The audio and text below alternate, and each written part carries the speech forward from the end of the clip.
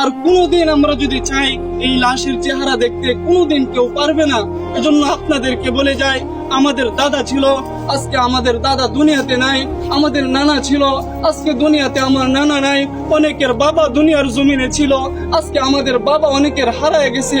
এজন্য আপনাদেরকে আমি এই জানাজা থেকে একটা মেসেজ দিয়ে যেতে চাই।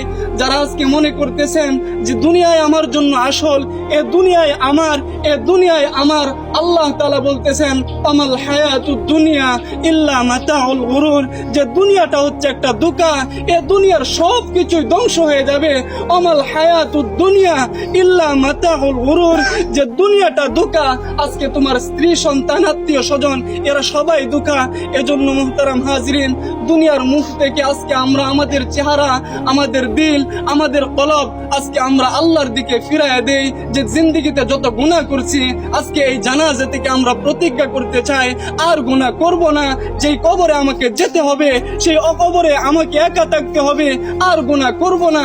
এই প্রতিজ্ঞা করে যদি আমরা এই জানাজা থেকে যেতে পারি, ইনশাআল্লাহ এই জানাজা আমাদের জন্য সফলতা বয়ে আনবে। সুবহানাল্লাহ। কথা আর লম্বা করার কোনো প্রয়োজন নেই। অনেকেই আত্মীয় স্বজন আছে, তারা কথা বলবেন। এই জানাজাই হচ্ছে আমাদের জন্য সবচাইতে বড় সবক, কথা ঠিক না? আল্লাহ তাআলা আমাদেরকে যে কথাগুলো বলছি সকলকে বুঝার তৌফিক দান করুক। সকল বলে আমিন। আসসালামু আলাইকুম।